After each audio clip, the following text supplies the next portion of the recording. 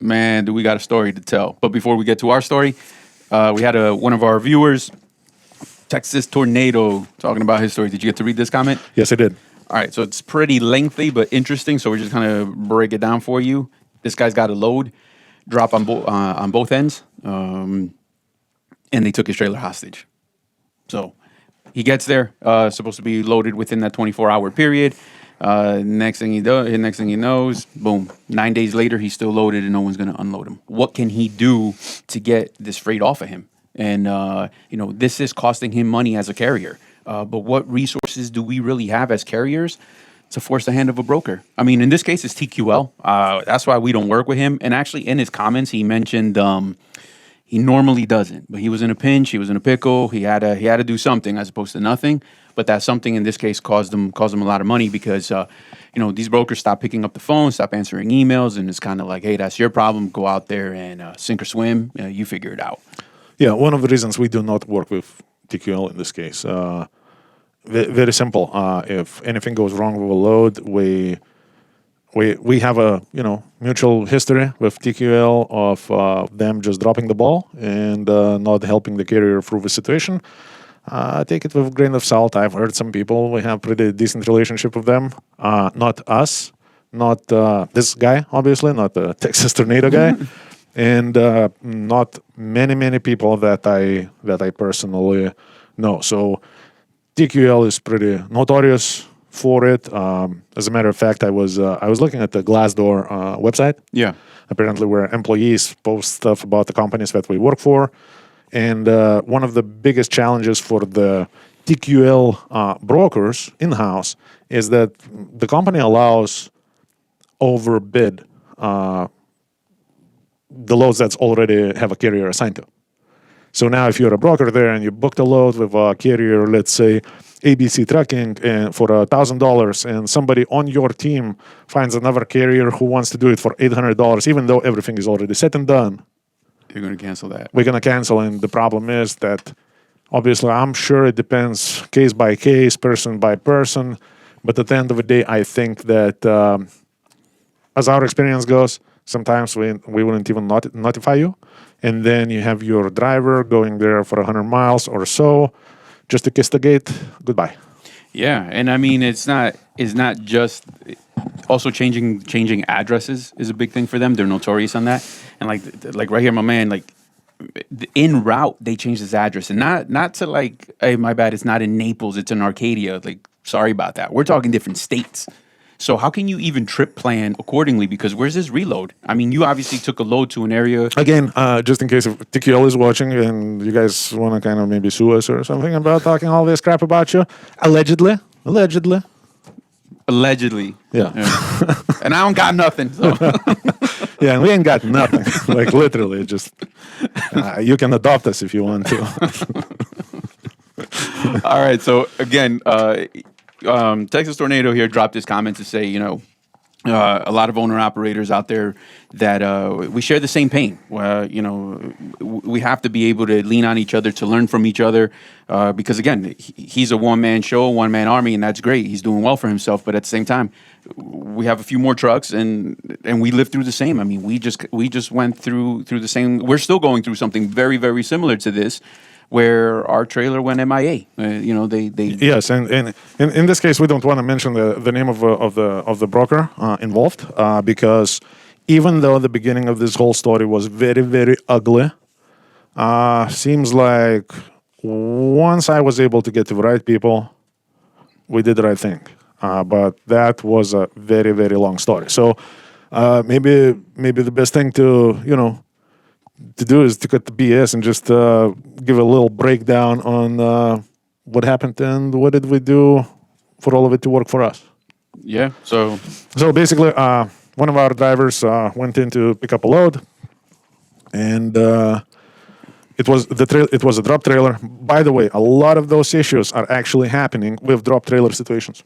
Yeah. Most of them. So he went to drop the trailer. He dropped the trailer.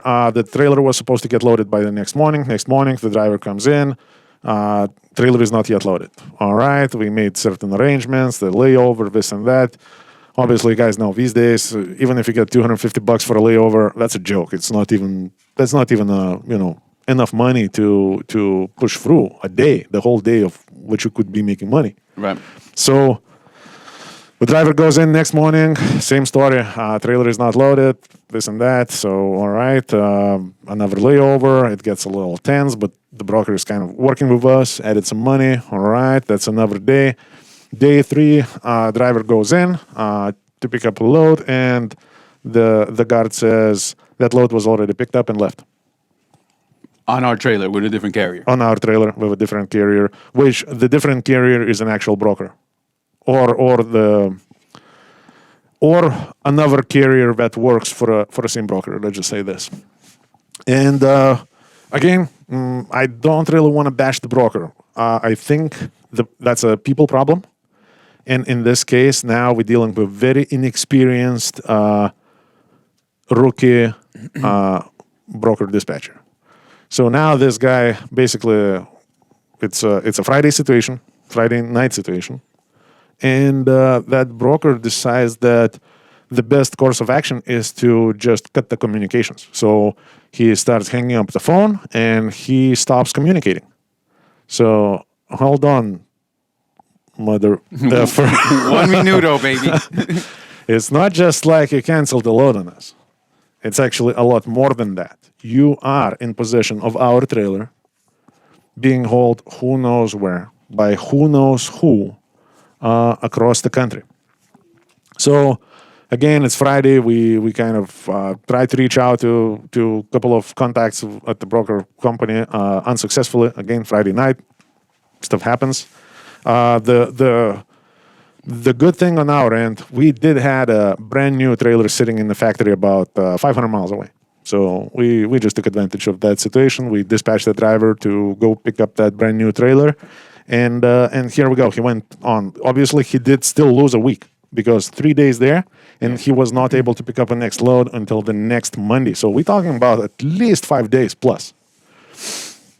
So on Monday morning, I personally got involved in this and started calling people and trying to figure this out. How is this whole thing going to work? How do we get our trailer? And the broker was very uncooperative, extremely uncooperative, to where you do as they say or else. And that was the story.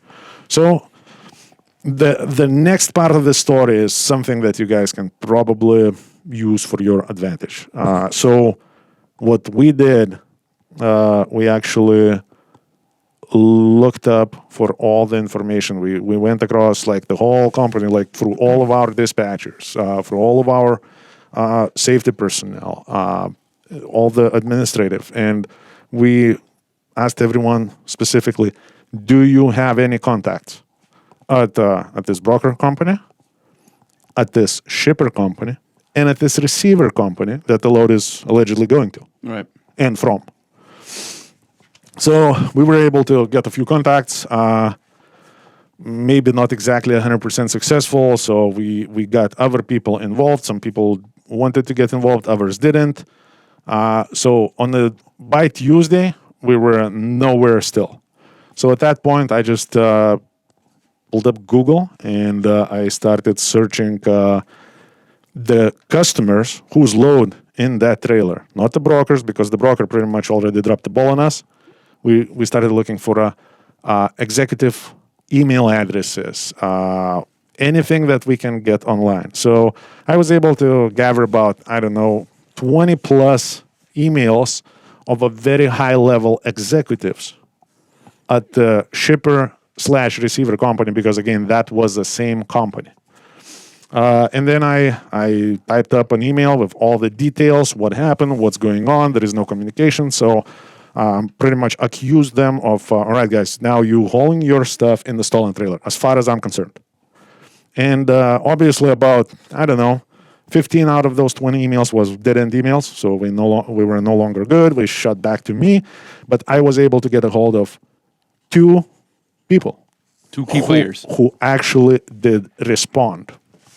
Once we responded, now the conversation started. Now, by Wednesday morning, I was on a conference call with a high-end executive at the shipper company, the high-end executive at the brokerage company, and me. And we were talking about the issues, and all the broker wanted to do just to drop the customer out of the picture. So he was like, okay, we'll do whatever it takes to do. We just want to take our customer and put them away so we don't have to deal with this problem. I'm like, all right, no problem, as long as you stop pushing us around and we actually try to solve this problem. So we got customer offline. However, we already have a contact. We already know that the broker doesn't want us to talk to the customer. There was also, the problem didn't end there because the broker kept on coming back with more negotiations, more accusations, and more bullying pretty much. At one point, we were actually mentioning potentially suing us for breach of contract because we contacted the customer. Well, a couple of things that you need to consider there. If you are contacting the customer, and for the most part in any broker setup packet, in any contract, it's probably going to say that you should not contact the customer. Meaning you should not contact the customer to steal the business. You should not contact the customer to give a better rate. You should not contact the customer to do business with them and skip the broker. The broker, right. This is what it means. But regardless of the outcome, like, look, you got your stuff in my trailer making money every mile of the way while my driver is deprived of the opportunity to make money. Yep. So the negotiations were still ugly, back and forth. Every person that I end up agreeing on something, soon as I talk to the next person, it was negotiation from start again. To the point where I pretty much we made some kind of agreement, but we just were hesitant to send the rate confirmation. And the last thing I asked, hey, can you guys send me a rate confirmation? Or I'm just tired of playing those games. We're already like 1.5 weeks in this, and I just, I'm probably gonna cut you guys out of this whole conversation, and I'm gonna start dealing with a customer directly. Because again, don't forget, we were very afraid of a customer, and we would agree to pretty much anything for as long as I don't touch the customer. So keep that in mind. The customer, if you get to the right people, not to the right people that your broker has a phone number on the rate confirmation. No, you have to do a lot of Google searching. Yeah, I mean, we did everything from LinkedIn, like anybody, any name we can find, you would search executive profiles on their company website, and they have some contact info. So it's legwork. It literally was about between me, Christian, and Jerome. That was a whole day of effort just to gather enough contacts to push this through. So there is a lot of work involved in this. But once that was done, again, the communication didn't end there. So we still kept on pushing, and every different person would promise me something, and then we would not keep the promise. So at the end of the day, I was like, listen, guys, I don't want to play those games anymore. We can make it happen, or you guys can forget about it. If I cannot get somebody reasonable to close this whole deal, I'm just no longer going to be talking to you. I'm just going to talk directly to the customer and see how that goes. So I finally was able to get a hold of actually somebody who, I don't know, maybe because we were cornered at that point, or just somebody normal who actually jumped in. We made an agreement. We made negotiations. We agreed how much we will compensate for every day until we get our trailer back, and we will bring the trailer back to our facility here in Lakeland, Florida. Yeah. And the whole thing together, I think it was like close to 20 days before we got our trailer back. Yeah, just about. So about 20 days. By that time, all the games was over. We actually did send the rate confirmation, updated rate confirmation. Again, what we were trying to do, we were trying to give us a promise, but not to send anything in writing. We still kept trying to do that. But we just kept pushing. Hey, if I'm not going to get the rate confirmation by the end of the day today, this is over. And we ended up sending one. And then after my last conversation with, dude up top there somewhere, actually, we agreed that once the trailer going to arrive here, we will update the rate confirmation. And when the day the trailer arrived, I think that was last week's a week before last week, Friday. Yeah. And I did send an email. Hey guys, the trailer arrived. Please send me the updated rate confirmation. I didn't get it back on Friday. So I was like, all right, we're back to square one. But then Saturday it came in. And the numbers were correct. Everything was fine. And here we go. Right now it is built. It's a very, very large number. The total for that invoice, I think it's 14,000 something. 600. Who's counting? So here we go. That's a very large invoice. I don't really think we're not gonna pay. I think we will pay because if we had no intentions to pay, why would we even update the rate confirmation to begin with? And here we go. So, is that a bulletproof solution? No. Is that gonna work every time? No. Texas Tornado there, he has a point. Like there is very, very little that you can do, but you can still do a couple of things. You can still reach out to the customer. You don't give up just because the schmuck on the phone on the brokerage side tells you there is nothing you can do. Look for management. Look up the numbers on Google. Look up for their corporate. Look up for a customer. Because if you're going to call the customer and tell them, hey, by the way, that freight of yours rolling right now from Ohio to, let's say, Washington State is in stolen trailer, you will get a reaction. Especially, yeah. And, a lot of, for purposes of condensing the story, there's a lot of details and a lot of fighting that went on that we kind of omitted from the story. But even that Friday night, saying, guys, it is emailing everybody. And so what happens is, will this work? Yeah, every situation is different. Unfortunately, it's harder for a one-man team, although he's doing great. I'm just saying the resources there are limited, and that's what happens. For us, the biggest customer is our owner-operator, so we had to keep that individual rolling. There's no need to drag that individual through this entire ordeal. It was, we minimized the exposure to him, business as usual, picked up a trailer, and keep on trucking. These guys will bully you. We even made alternative arrangements to get our trailer back to us, and it was all said and done. And they ran interference and stopped that, And so if it wasn't us fighting and finding those executives that somebody is going to listen and it rolls downhill, you got to wake everybody. You got to shake the tree and see what falls out at the end of the day. Absolutely. And one of the things, again, this is not legal advice. This is actually just a comedy and entertainment show. But one of the things is, theoretically, you can't claim the trailer stolen if it wasn't really stolen, right? However, hear me out. So if I have an agreement with a broker that I'm going to drop my trailer at the point A and I'm going to pick it up next morning, and next morning that trailer is not there, it is stolen. In my opinion, it's stolen because unless I'm in the possession of my trailer, it was supposed to be right here, and it's not here, so it's stolen. I wouldn't even if I would have to actually make a report, I don't have to explain who, what, why. No, I assume the trailer should be hooked up to my truck right now, right here where I stand. That's as far as I'm concerned. And because it's not here, I consider it stolen. Call the cops, make a report. Now you have a report of stolen equipment with VIN number and everything else.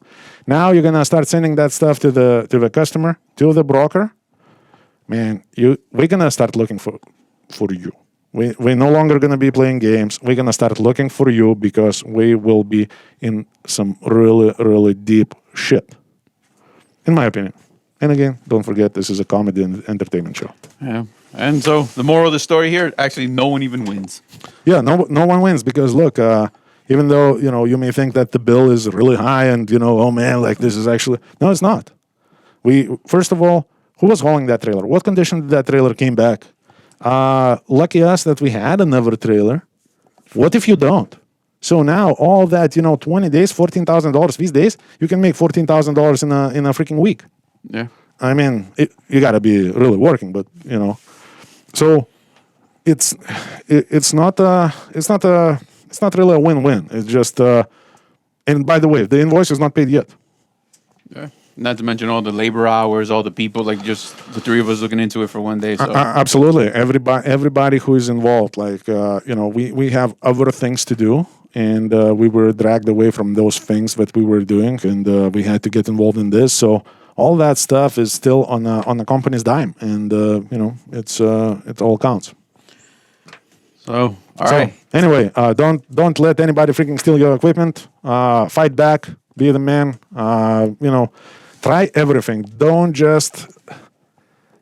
let them bully you, because this is BS, and I know there is a lot of that going on.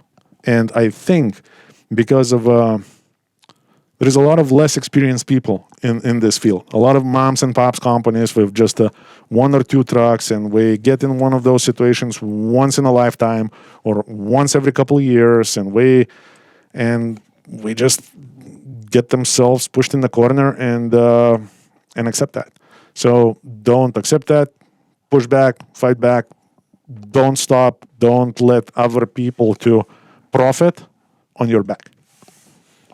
All right, so Texas Tornado, thanks for sharing. Now we're sharing. So if you guys have anything similar, what was your outcome? What maybe suggestions you have? Things that you tried that we didn't that maybe would have helped us or helped Texas Tornado. So drop the comments below. Make sure to like, share, and subscribe. Yeah, and also if you want to, let's do this. Post in the comments below, which company do you think I dealt with? Yeah, there you go. How about that? Let's see who else is a bad broker with a bad reputation, because I'm sure it's going to be very, very consistent, in people's responses. Other than that, if you're an owner operator based out of Lakeland area or anywhere in Central Florida, we're looking for professional owner operators to partner up and do some business together. Give Christian a call. 863-342-5171. Or just stop by and visit us. We are in Mulberry, Florida, right outside of Lakeland, just a few miles south. Yep. So, all right, guys, take care, be safe, and don't let big dogs to bully you. It's a long ass fucking story, man. All truth, though. All truth. and you left a lot of details out too. Like what? No, I mean it doesn't matter. Like, No, but the bottom line line is this. Like, no, I know, but I'm just trying to paint like every day we were at that. Every day, it's insane. Like every day. Yes, every fucking day. I was actually talking to the GM of that brokerage company. Fucking 9:30 at night on Friday night, he called me and was starting to harass me. He was actually the guy who said that I'm fucking gonna sue you because of a breach of contract because you called my customer. Oh yeah, bitch, fucking try again.